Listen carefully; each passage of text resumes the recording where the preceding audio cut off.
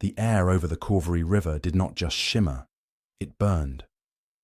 It was 1 o'clock in the afternoon on May 4th, 1799, and the sun hammered down upon the Deccan Plateau with a ferocity that rivaled the artillery fire of the preceding weeks. On the banks of the river, concealed within a network of zigzagging trenches, thousands of men pressed their bodies against the hot earth, waiting for a signal that would likely end their lives. The temperature hovered above 100 degrees Fahrenheit, a suffocating blanket of heat that turned the wool coats of the British infantry into torture devices. Soldiers from the Scottish Highlands, the Swiss Regiment de Meurant, and the Sepoy battalions of the Madras Army lay shoulder to shoulder, sweating, praying, and checking their flints. Across the shallow rocky bed of the river stood the prize, the island fortress of Seringapatam. For weeks, this granite behemoth had defied the British Empire. It was the capital of the Kingdom of Mysore, the lair of the man the British feared more than any other ruler in India, Tipu Sultan, the Tiger of Mysore. The air in the trenches was thick not only with humidity, but with a pestilential vapour.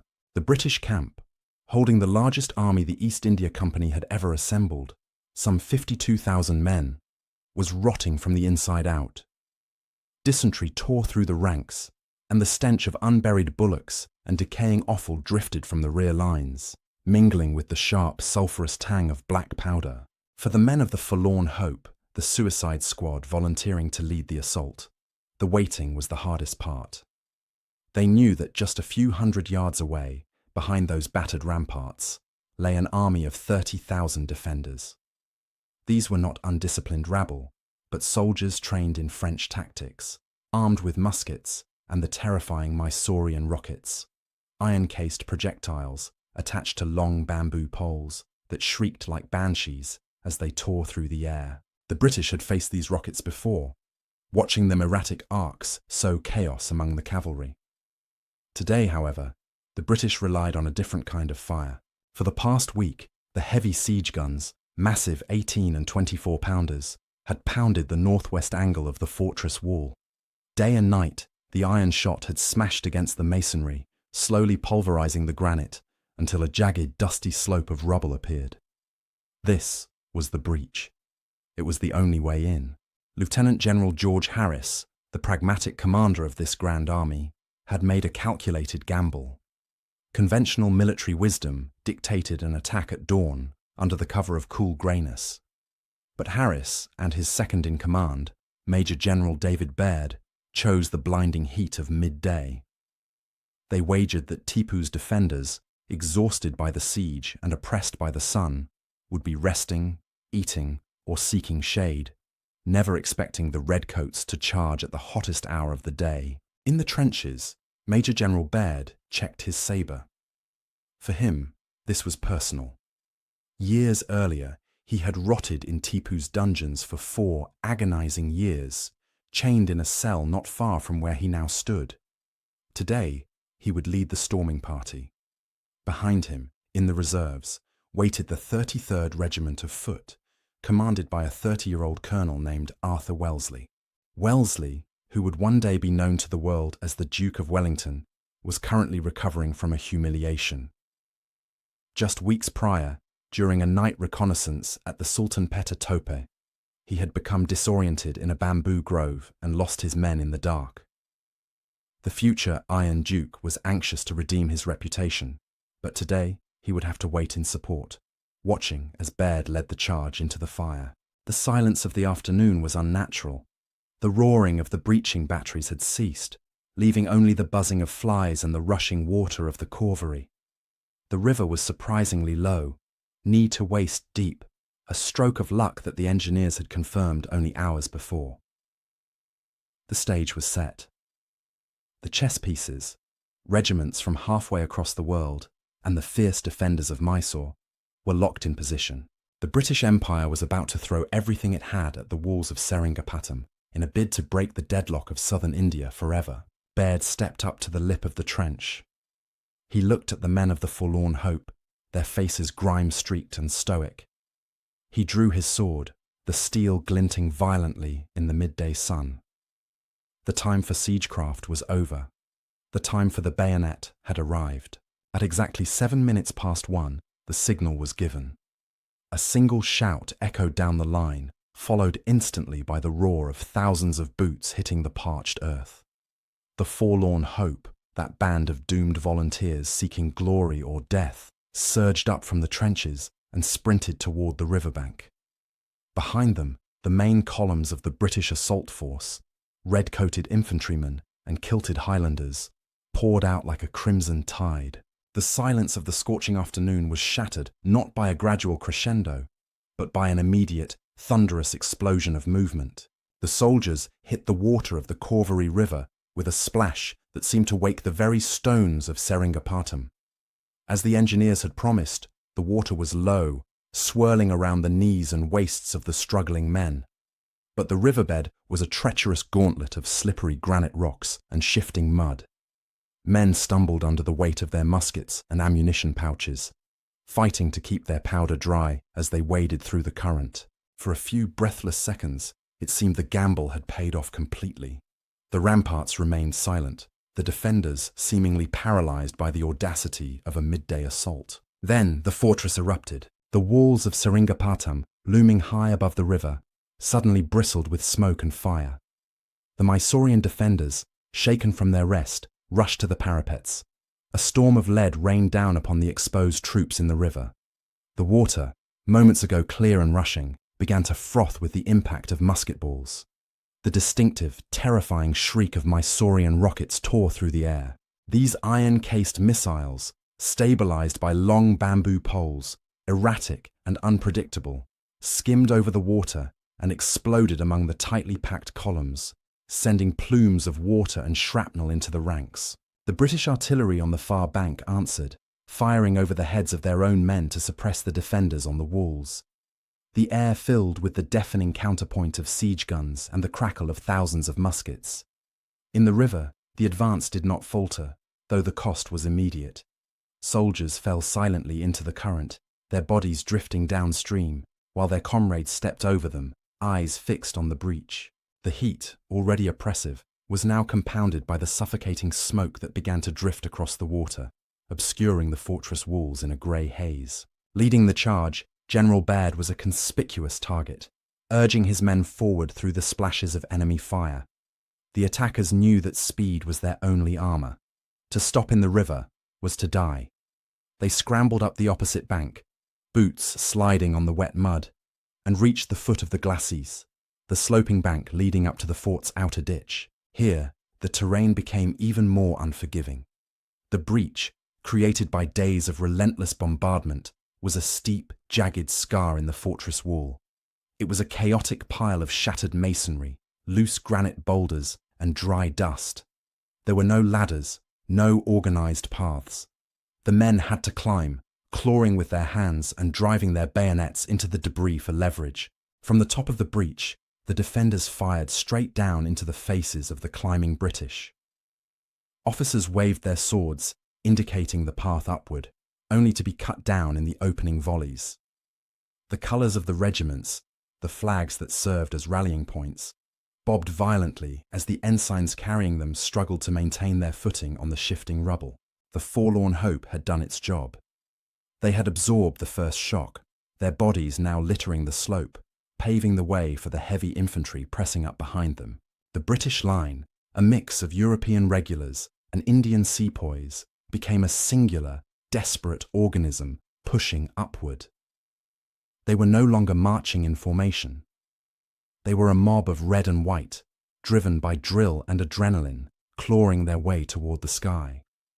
They could see the faces of the Mysorean soldiers now, peering over the broken masonry, aiming their muskets, readying their spears. The distance closed to yards, then feet. The sounds of mechanical warfare, the cannon and the musket, began to give way to the brutal, intimate sounds of human struggle. The clash of steel, the thud of rifle butts, and the shouts of men fighting for a foothold on the edge of India. As the first wave of British infantry crested the summit of the breach, the battle devolved into a suffocating crush of bodies. There was no room for the disciplined volleys that characterized European warfare. Here, on a precarious slope of shifting rubble, it was a test of raw strength and desperation. The defenders of Mysore, realizing that their outer wall had been compromised, fought with the ferocity of men protecting their homes, slashing down with curved tulwars and thrusting with long pikes. But the momentum of the assault was inexorable. Driven by the pressure of thousands of men pushing up from behind, the leading British soldiers were physically shoved over the parapet and onto the ramparts proper. General Baird, covered in dust and sweat, achieved the summit and immediately sought to bring order to the chaos. The plan, conceived in the safety of the command tent, had to be executed now in the bloody reality of the breach. The assault force was to bifurcate. Like the jaws of a trap, the army would split into two columns. The right column was ordered to sweep along the southern ramparts, while the left column would push north. The objective was to encircle the fortress walls and meet on the eastern side, sealing the defenders inside a ring of steel. The right column met with surprising success. The defenders in this sector, demoralized by the sudden appearance of the enemy and the ferocity of the charge, began to waver. The British troops, sensing the panic, pressed their advantage, driving the Mysoreans back along the narrow walkway of the walls. Bayonets did the work of bullets as the redcoats cleared bastion after bastion, the Union Jack rising steadily above the smoke of the southern defences. However, the story on the northern ramparts was markedly different. Here, the resistance stiffened into a solid wall of defiance. The left column found itself trudging into a storm of fire. Every traverse, the defensive barriers built across the ramparts to prevent enfilade fire, became a miniature fortress that had to be stormed at the point of the bayonet. The progress was agonizingly slow, measured in yards and lives. The reason for this fierce resistance was the presence of the tiger himself. Tipu Sultan had been taking his midday meal in a small gateway near the northern wall when the alarm was raised. Unlike many monarchs who might have sought the safety of the citadel or prepared an escape route, Tipu armed himself like a common soldier. Carrying a light musket and flanked by his most loyal attendants, he rushed to the point of maximum danger. For the British soldiers pushing north, the figure of the Sultan was likely indistinguishable in the smoke and confusion, yet his influence was palpable. Under his direct command, the Mysorean troops rallied. They fired down from the high walls and utilized the complex architecture of the fort to ambush the advancing column. The British advance stalled. The narrow confines of the ramparts turned into a slaughterhouse, with men firing point-blank into each other's faces. Below the walls, inside the city, the panic was spreading. Seringapatam was not just a fortress. It was a bustling metropolis, densely packed with civilians, merchants, and the families of the soldiers fighting above. The sounds of the breach, the screaming, the musketry, the roar of the victorious right column echoed through the streets, creating a terrifying cacophony. But up on the northern wall, the battle remained in the balance. The British, exhausted from the river crossing and the climb, were running up against the elite of the Mysorean army, led by a king who knew that surrender was not an option. Tipu fired his musket until it was empty, was handed another, and fired again, a singular point of resistance against the tidal wave of the East India Company. The heat was now at its peak, the stone walls radiating the sun's energy, baking the blood that slickened the stones. The tiger of Mysore was cornered, but his claws were still sharp. The stalemate on the northern ramparts was violent, but ultimately finite. While Tipu Sultan held the line against the left column with desperation and personal bravery, he could not see what was happening on the other side of his city. The British right column, having swept the southern walls with brutal efficiency, was now curving around the eastern perimeter of the island. The jaws of General Baird's trap were snapping shut. The defenders fighting alongside the Sultan suddenly found themselves in a hopeless tactical position. The enemy was no longer just in front of them. They were appearing behind them, their red coats visible through the smoke of the eastern bastions. The realization of this encirclement shattered the morale of the Mysorean troops. The disciplined firing lines dissolved into panicked clusters. Men who had stood firm against the initial assault now threw down their muskets and scrambled for the safety of the city streets below. The ramparts, once a unified defensive line, became a series of isolated, desperate skirmishes. Tipu Sultan, sensing the collapse, made a fateful decision. He abandoned the outer wall, intending to retreat to the inner citadel, a fortress within a fortress, where he could arguably hold out for days, or perhaps negotiate a surrender. He mounted his horse, a magnificent animal that seemed out of place amidst the grime and gore of the battle, and turned away from the parapets. However, the route to the citadel lay through a series of narrow gateways, choke points that were rapidly clogging with the detritus of a routed army. The location was the Watergate, a low, arched tunnel leading from the outer defences into the town. By the time the Sultan reached it, the gateway had become a scene of horrific congestion. Panicked soldiers, fleeing civilians, palanquins, and terrified bullocks were all wedged together in the dimly lit passage. The air in the tunnel was thick with dust and the screams of the crushed. It was no longer a military thoroughfare. It was a kill zone. From the ramparts above, British soldiers began to fire down into the mass of humanity stuck in the gate. There was no targeting, only the blind mechanical process of reloading and firing into the crowd. The noise was deafening, amplified by the stone archway. It was here, in this claustrophobic crush, that the ruler of Mysore was brought to a halt. His horse was shot out from under him, sinking into the mud and bodies.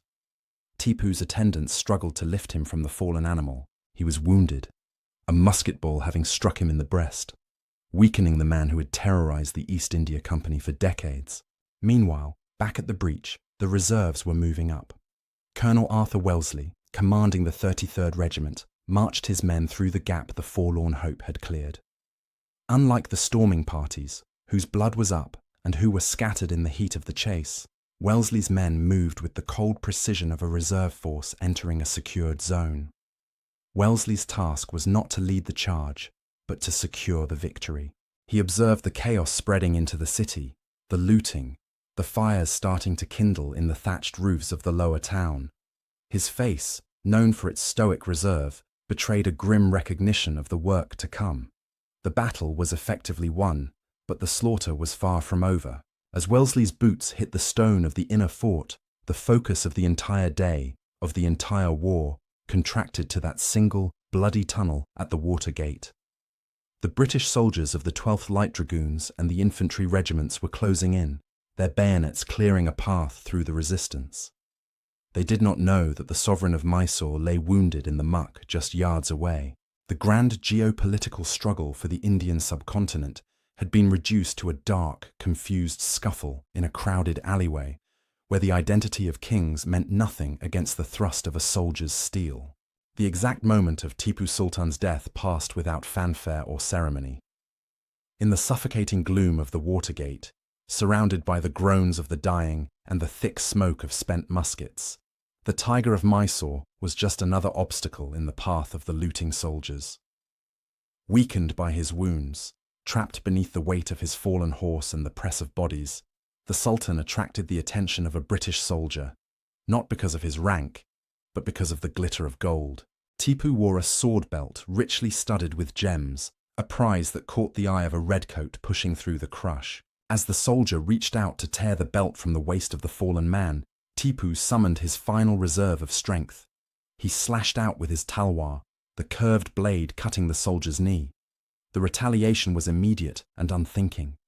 The soldier levelled his musket and fired point blank into the Sultan's temple. The ruler of Mysore, the man who had corresponded with Napoleon Bonaparte and revolutionized rocketry in India, collapsed back into the mud, instantly lifeless. His body was quickly trampled by the panic that continued to surge through the gateway, buried beneath a mounting pile of corpses. Outside the gate, the battle was effectively concluding. The British flag flew from the ramparts, and the resistance had dissolved into pockets of surrender. But with the cessation of organized combat came a new, more chaotic phase: the sack of Seringapatam. The immense wealth of the city, the accumulated treasures of the Mysorean dynasty, was now at the mercy of 50,000 exhausted, adrenaline-fueled soldiers who had survived a brutal siege. As dusk began to settle over the island, painting the sky in bruises of purple and orange, Major General David Baird established control of the palace. His primary concern was not yet the looting, but the location of the Sultan. Rumors swirled through the ranks. Some said Tipu had escaped to the interior to raise a new army. Others claimed he was hiding in the Zenana, the women's quarters of the palace. Baird, the man who had once dragged irons in Tipu's dungeons, now stood as the conqueror of his jailer's home.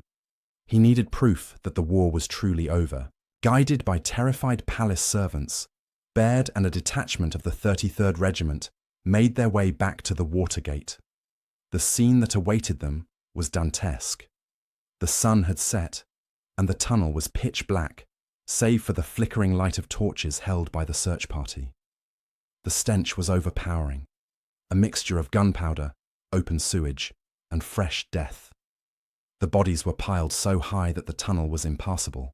The victors had to drag the dead away one by one to inspect their faces in the torchlight. It was a gruesome, laborious process. Soldiers, handkerchiefs pressed to their faces against the smell, pulled body after body from the heap. Finally, near the bottom of the pile, they found him. The body was warm, the eyes open. He was stripped of his turban and his jeweled belt, but the distinctive moustache and the amulet on his arm confirmed his identity. Tipu Sultan was dead. Baird stood over the corpse of his enemy. It was a moment of profound historical irony. The former prisoner now looked down upon the lifeless body of the tyrant who had imprisoned him. Orders were given to carry the Sultan to the palace in a palanquin. As the procession moved through the streets, the news spread like wildfire. The tiger was dead. For the British, it was the end of a decades-long nightmare. For the people of Mysore, it was the beginning of an occupation. But as the official business of identifying the king concluded, the unofficial business of the army began in earnest. The discipline that had held the British line at Malavelli and stormed the breach at Seringapatam evaporated with the setting sun. The city was cracked open, and the soldiers, driven by greed and the release of tension, fanned out into the dark streets. The roar of battle was replaced by the crash of breaking doors and the shouts of looters. Night fell over Seringapatam, but there was no darkness. The city glowed with the orange light of 1,000 torches and the flickering flames of burning buildings. The strict hierarchy of the British army, usually so rigid and unyielding, collapsed under the weight of victory. 50,000 men, British regulars, Scottish Highlanders, Swiss mercenaries, and Indian sepoys, found themselves masters of one of the wealthiest cities in the Orient. The result was an orgy of plunder that would stain the reputation of the East India Company for years to come. The wealth of Mysore was legendary, and reality exceeded the rumours. Soldiers smashed their way into the treasury and the private homes of courtiers, filling their pockets with gold mohurs, strings of pearls, and uncut diamonds. It was said that in the chaos, jewels of incalculable value were traded for bottles of arak or simple tobacco. A soldier might stumble out of a palace room carrying a solid gold plate, only to drop it in favour of a silk tapestry, unaware of the fortune he was discarding. The looting was not merely a financial transaction, it was a release of violence. The civilian population, trapped on the island, bore the brunt of this unchecked exuberance. However, amidst this breakdown of order, one man remained coldly focused on the future. Colonel Arthur Wellesley, who had commanded the reserve during the assault, watched the disintegration of discipline with disgust. To Wellesley, an army that looted was an army that could be easily destroyed by a counterattack, however unlikely that might be. More importantly, he understood that the East India Company was not just here to conquer. They were here to rule, and you could not rule a city you were busy destroying. The morning of May 5th brought little relief. The sun rose on a city littered with debris and hungover soldiers. General Harris, recognizing the danger of the situation, made a decisive move. He appointed Colonel Wellesley as the governor of Seringapatam, passing over several senior officers, including the hero of the assault, General Baird. It was a controversial decision, fueled perhaps by political connections. Wellesley's brother was the Governor-General of India, but it proved to be a stroke of genius. Wellesley wasted no time. He entered the city not as a conqueror, but as an administrator. His first orders were blunt and brutal. He set up provost marshals in the main squares and issued a proclamation. Any soldier found looting or harming civilians would be flogged or hanged. To drive the point home, he erected gallows in 4 prominent locations. By the afternoon of May 5th, the bodies of several looters were swinging in the hot wind, a grim testament to the new governor's resolve. He wrote to his brother, "I came in to take the command on the morning of the 5th, and by the greatest exertion of the others and myself, we have restored order in the camp and the city." It was a masterpiece of understatement. Wellesley was personally patrolling the streets, chasing down stragglers, organizing guards for the surviving members of Tipu's family, and securing the granaries to prevent famine. This was the crucible of the Iron Duke. The tactical failure at the Sultanpeta Tope had taught him humility. The chaos of Seringapatam taught him the necessity of absolute order and logistics. While Wellesley restored the city, the British soldiers began to explore the strange marvels of Tipu's court.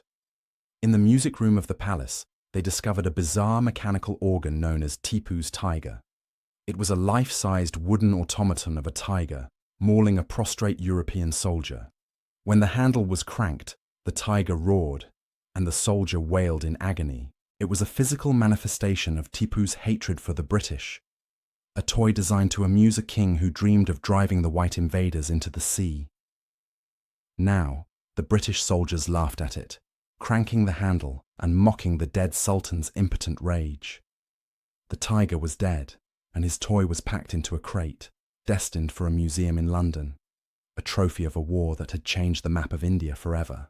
While the soldiers counted their gold mohurs and the officers debated the distribution of prize money, a quieter, more significant looting was taking place within the military storehouses of the fortress. The British had not just captured a city, they had captured an arsenal that rivaled anything in Europe. Inside Tipu's manufactories, Royal Artillery officers discovered a technology that had terrorized them on the battlefield: the Mysorean rocket. Piled in great stacks were over 600 rocket launchers and thousands of the iron-cased missiles. These were not the crude fireworks used for signaling in the West. These were sophisticated projectiles, utilizing propellant compacted inside iron tubes to generate pressures that cardboard casings could never withstand. They had a range of over a mile, tumbling through the air with a terrifying instability that broke cavalry charges before they could begin. The British officers, pragmatic men of science, did not destroy these weapons. Instead, they catalogued them. They packed samples into crates alongside the jewels and the tiger automaton, shipping them back to the Royal Arsenal at Woolwich in England. It was this specific plunder that would lead directly to the development of the Congreve rocket, the weapon that would later glare red over Baltimore and scorch the battlefields of the Napoleonic Wars. The fall of Seringapatam had just inadvertently armed the British Empire for the next century.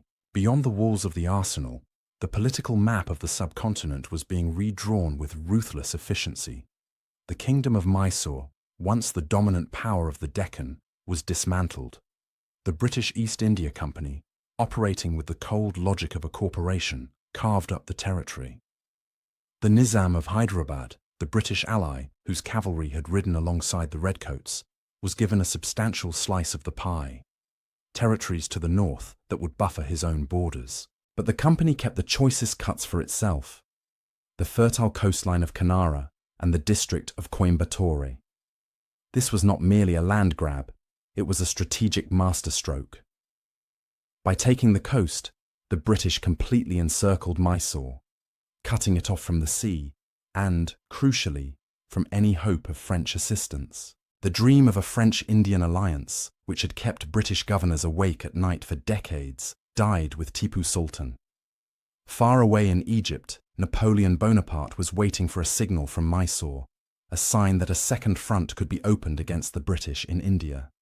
That signal would never come. The victory at Seringapatam severed the French connection once and for all.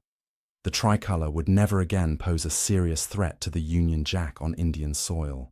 In the centre of this geopolitical restructuring was the restoration of the Wadayars, the ancient Hindu dynasty that Hyder Ali and Tipu Sultan had displaced. The British placed a 5-year-old boy, Krishnaraja Wadayar III, on the throne of a truncated Mysore. It was a perfect piece of political theatre. The British could claim they were liberators, restoring the rightful monarchs, while in reality, the new king was a puppet, bound by subsidiary alliances that effectively handed control of his foreign policy and defense to the East India Company. For the soldiers of the Grand Army, the war was winding down. The heat was still oppressive, but the tension had broken. The great siege guns were limbered up, the trenches filled in. But for Colonel Arthur Wellesley, the work was only just beginning. His governorship of Seringapatam was proving to be a revelation.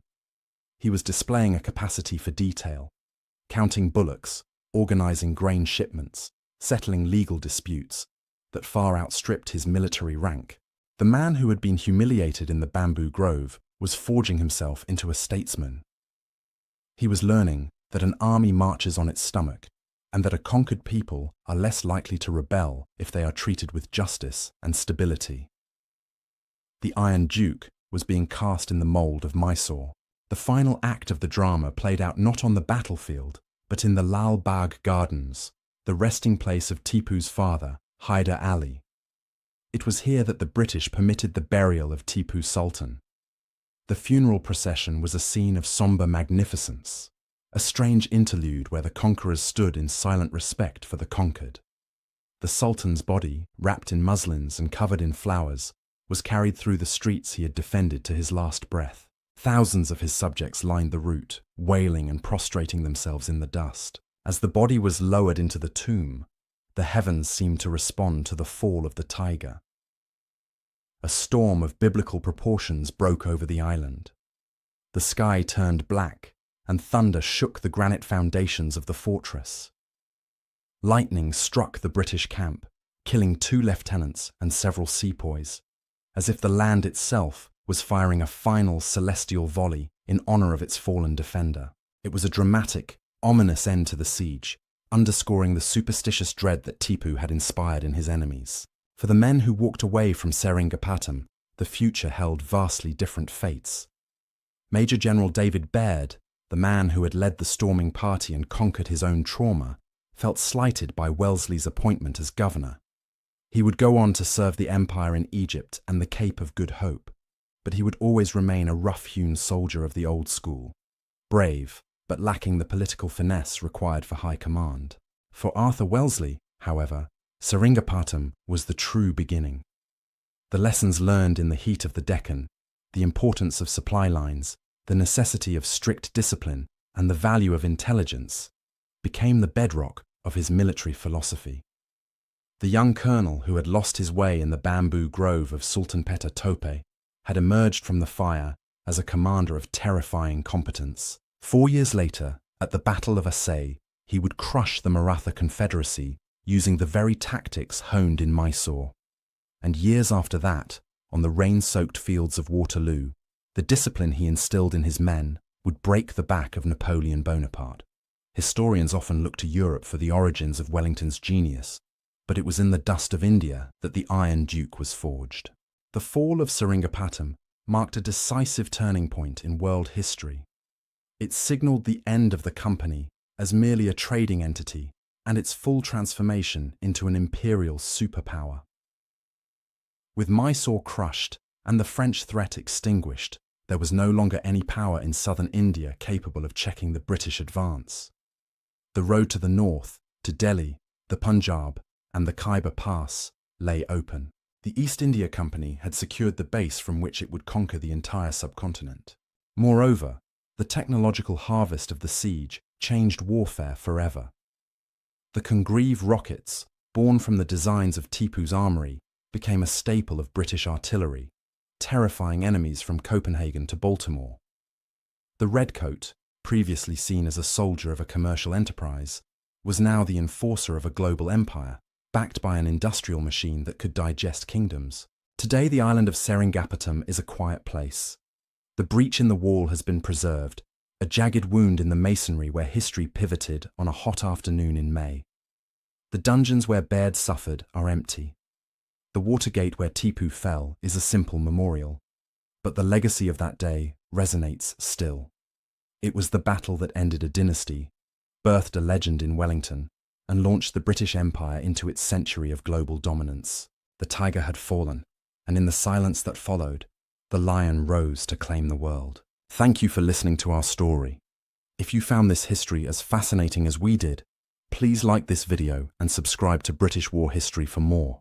We read all of your comments, so be sure to leave your thoughts below. We'll see you in the next video.